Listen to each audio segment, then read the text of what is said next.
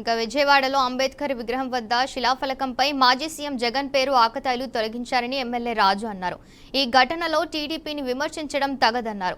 అంబేద్కర్ విగ్రహం ఏర్పాటుకు గతంలోనే సీఎం చంద్రబాబు గుంటూరులో స్థలం కేటాయించారన్నారు.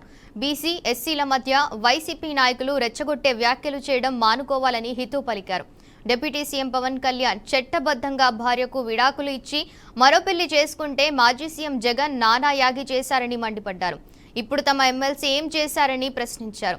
భార్య, కూతుర్లు ఉండగానే మరో మహిళతో సహజీవనం చేస్తున్నారని విమర్శించారు. మరో రాజ్యసభ సభ్యుడిపై తన బిడ్డకు తండ్రి ఎవరో DNA టెస్ట్ చేయించాలని మదన్ మోహన్ అనే వ్యక్తి డిమాండ్ చేశారని గుర్తు చేశారు. ఈ ఘటనలు మర్చిపోయి అనవసరంగా టీడీపీ నాయకులపై బురద చల్లడం సరికాదని ఎమ్మెల్యే రాజు అన్నారు. నగరంలో డాక్టర్ బాబాసాహెబ్ అంబేద్కర్ గారి విగ్రహం దగ్గర జగన్మోహన్ రెడ్డి పేరు గల అక్షరాలని ఎవరో ధ్వంసం చేస్తే వైఎస్ఆర్ కాంగ్రెస్ పార్టీ తెలుగుదేశం ప్రభుత్వాన్ని, చంద్రబాబు నాయుడు గారిని ద్వేషిస్తూ, విమర్శిస్తూ మాట్లాడుతూ ఉన్నారు.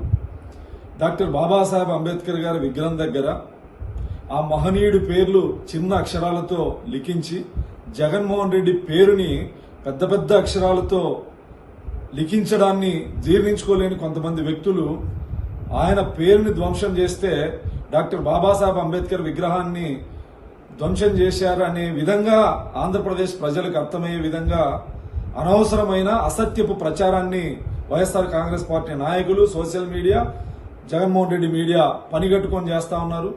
డాక్టర్ బాబాసాహెబ్ అంబేద్కర్ గారి 125 అడుగుల విగ్రహాన్ని రాజధాని నడిబొడ్డున నిర్మించాలి, అదేవిధంగా స్మృతివనాన్ని ఏర్పాటు చేయాలని చెప్పేసి భూమిని కేటాయించి డాక్టర్ బాబాసాహెబ్ అంబేద్కర్ గారి యొక్క చరిత్రని భావితరాలకు తెలియజెప్పే విధంగా స్మృతివనం ఉండాలనే ఉద్దేశంతో నారా చంద్రబాబు నాయుడు గారు అమరావతి ప్రాంతంలో శంకుస్థాపన చేయడం జరిగింది. విజయవాడ నగరంలో